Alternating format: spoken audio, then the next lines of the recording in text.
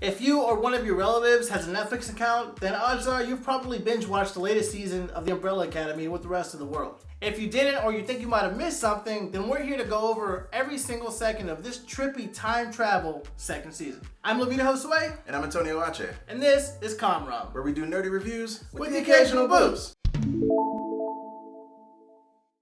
Time travel, though a great plot device, is a little tricky, as Five and the rest of them learn. So apparently before the jump they were in 2019, which seems a little weird because we haven't seen any cell phones, but I guess that makes sense, for disposition and shock and awe when it comes to a story reveal. While evading the apocalypse that Vanya caused, they all jump back to the 60s, but they all get split up. Luther jumps to 1962 and immediately auditions for A Streetcar Named Desire.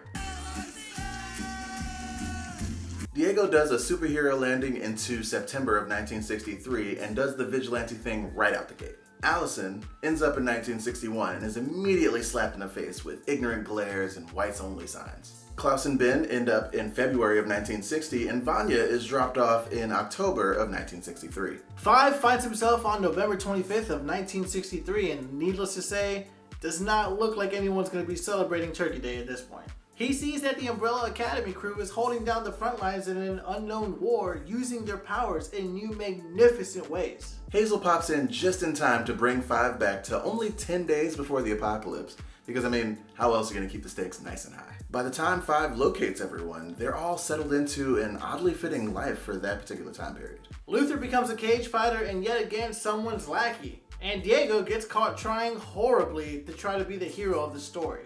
Allison gets married because she knows how to do that better than she knows how to use her own powers. And Klaus makes Ben assist as he becomes a cult leader, using his hippie nature and lyrics from the future. And Vanya gets ran over by a car and practically adopted by a farming family with a special kid, an alcoholic father, and their closeted mother. In the background of the Hargreaves family trying to figure out what the new cause of the apocalypse is, the Swedes are sent to finish off Five, and the Handler is coming up with a masterful plan to gain control of the entire commission. So I know they couldn't do this because it wouldn't make for great TV or whatever, but if I had Allison's power in that time frame, I would have just gotten on stage MLK style and just done away with all of the race issues and inequality. I'd have been I heard a rumor. Reginald Hargreaves attempts to figure out who these people are that are claiming to be his kids. But when he comes up empty, he invites them all to come over to his place for a light supper. So the team explains their powers and how they came to be, thus breaking the one time traveler's rule.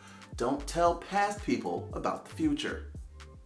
They end up split up once again, but it's okay because this time it's used to tie up all the loose ends that they left behind. And it's the only way that they find out what causes this nuclear war with Russia. Big surprise, it's Vanya. After avoiding the sister-started end of the world, they rush off to help Vanya save the special kid that she gave CPR to earlier and left some of those little alien particles in him, in order to keep him from going full Phoenix on his mom. In the middle of the struggle to try to save him, they end up in a fight with thousands of easily dispatched commission agents. The big fight, however, is with Lila, who has been keeping her Hope Summer-style power mimicry a secret except for the one time that she used it against Five, except he didn't realize it. So the truth comes out that the Handler actually made Five kill Lila's parents. And then the last Swede in existence comes back just in time to kill the Handler. Some of the best bits this season were the Hargreaves family moments, like that little dance situation with Vanya, Klaus, and Allison in the barbershop, the conversations and even the fights they had with their dad, and when they finally show character growth as a group and they come together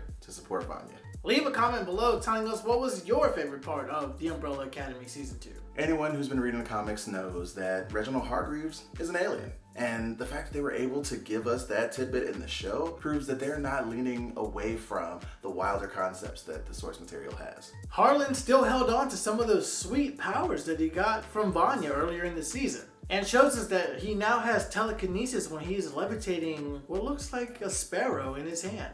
Although by my math, by this time in the present, he'd probably be 70 years old now. So he might not even really be a factor now that the Handler isn't busy time-napping youth anymore. However, the series has thrown us for a loop, so if you thought that you could just read the comics and be caught up, then you're wrong. As is evident by the last 3 minutes of the finale, the story is skipping right over book 3, at the time of this recording of course, and right into book number 4, The Sparrow Academy. So what questions are swirling around your heads after all of that you just experienced? Where and when did Lila jump off to when she grabbed that suitcase? What exactly is in that serum that Reginald has that makes people more like monkeys and monkeys more like people? Who are the other 5 members of the Sparrow Academy, and when did Ben join an emo band from 2006? How many more pop culture references do you think that they'll make in season 3? There's just so much to speculate on, and we have a full year to do it. So if you like this video, make sure that you give it a thumbs up. Make sure you subscribe and hit the bell icon so you don't miss a single video that we got coming down the pipeline. Until the next time, when we hopefully have an answer as to why Reggie likes sparrows more than umbrellas now. By the way, how many sparrows did you count this season? I'm Levita Josue. And I'm Antonio Ache. And this is Comrom, where we do nerdy reviews with the occasional booze.